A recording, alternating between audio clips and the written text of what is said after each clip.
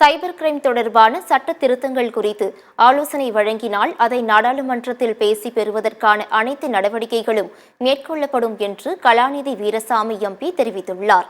தேசிய இணைய பாதுகாப்பு கருத்தரங்கம் சென்னை சைதாப்பேட்டையில் உள்ள தமிழ்நாடு திறந்தநிலை பல்கலைக்கழகத்தில் நடைபெற்றது.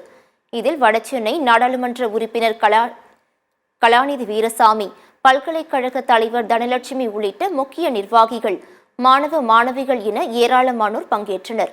நிகழ்ச்சியில் பேசிய கலாநிதி வீரசாமி, இணையவழி குற்றங்கள் குறித்து 1930 என்ற எண்ணில் உடனடியாக புகார் தெரிவிக்க வேண்டும் என அறிவுறுத்தினார்.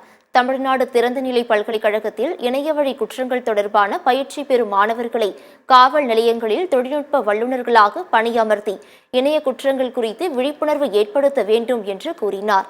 பாலியல் மற்றும் இணையவழி குற்றங்களுக்கு எதிராக புகார் அளிக்க பெண்கள் தைரியமாக முன்வர வேண்டும் எனவும் கலாநிதி வீரசாமி வலியுறுத்தினார்.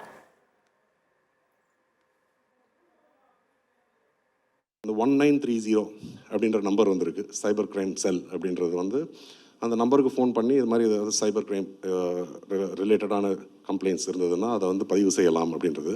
சைபர் கிரைம் குறித்த பாராளுமன்றத்தில் பேசுவதற்கு ஏதாவது விஷயங்கள் இருக்கிறது, ஒரு சட்டத்தில் ஒரு திருத்தம் கொண்டு வர வேண்டுமோ, ஒரு புது சட்டம் கொண்டு வர வேண்டும் என்று நீங்கள் நினைத்தீர்கள் என்றால் அது கலந்தாலோசித்து நீங்கள் சொன்னீர்கள் என்றால் நாங்கள் எங்களால் முடிந்த முயற்சியை கண்டிப்பாக செய்கிறோம்.